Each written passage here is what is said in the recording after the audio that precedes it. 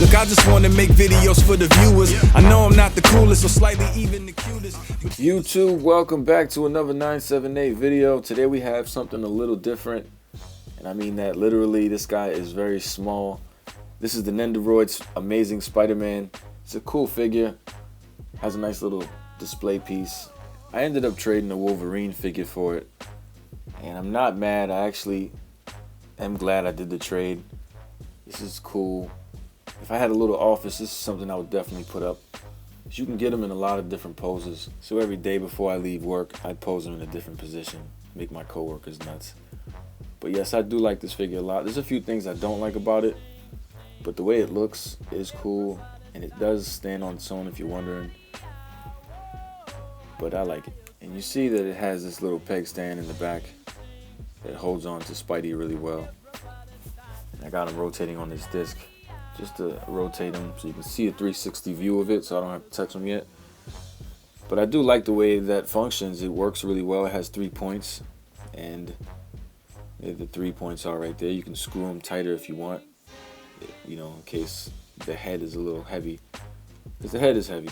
Hey man, I don't think they can see me back here. What do you mean? I mean, pull me up closer. Alright, hold on. Yeah. Nice. There you go. Perfect. Well, anyway, this guy does stand by himself, and he's really short.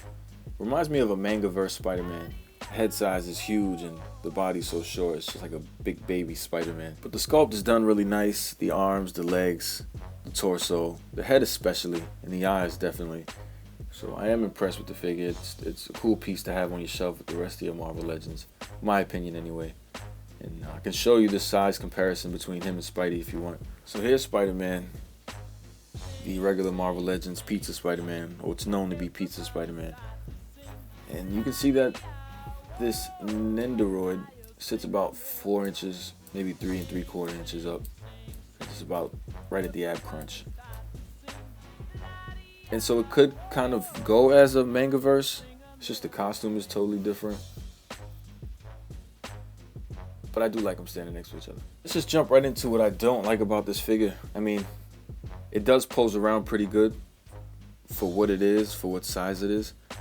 You know, you can move his head up really far back and far down, and that gives you some good posability for specific poses for the web whipping and stuff. And I like that a lot. And you can even take this head off if you really wanted to and pop it onto something else. Small peg, but it does have trouble standing on its own unless you're like the pose king. Otherwise it will flop down and hit the ground.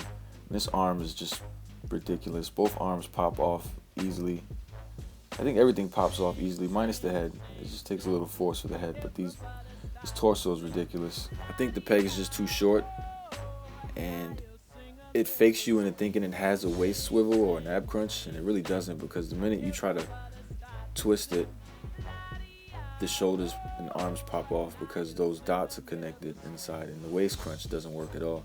I don't know if you're supposed to get an extra like hip dip or whatever you want to call it, but it just is barely functional, and I don't want to break it. It's so small and fragile. But it is nice.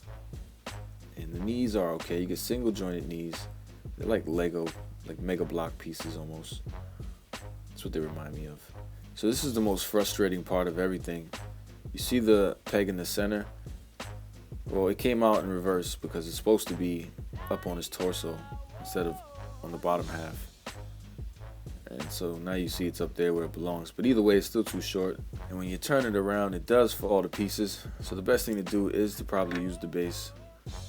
Just have it pose in a couple cool different positions every now and then. And that's what it's good for. You know, because otherwise you're going to get frustrated trying to pose them on its own standing up. See what I mean? It becomes frustrating. And this little peg thing in the back, you just plug it right in. And then you pop your torso back in, because that's what happens every time. But you do got this cool little base with 3 points. You know, the first one moves, the second one moves, and the third one also moves. I have mine a little tight because I screwed it in. And all 3 points, first one, the second one, and the third one, just to hold and support the figure better.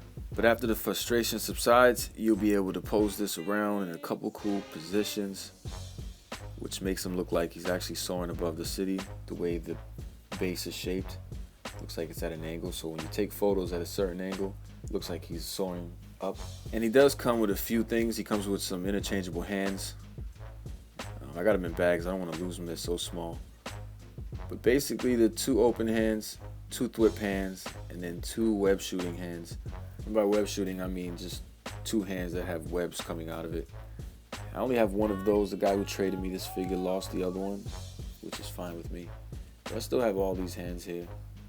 I don't know if I'll ever use them. But once you get the hang of it, it is kind of cool to pose around. And you will have fun, and you will lose at least an hour of your time just messing with the figure. So I like to just try to get him in as much poses as I can. I wonder what this head would look like on a Pizza Spider-Man body. Boss baby. But YouTube, as always, if you want to see more Spider-Man videos, don't forget to like, comment down below, and subscribe. Everybody start to sing, la-dee-ah, whoa, and now you're singing with a swing.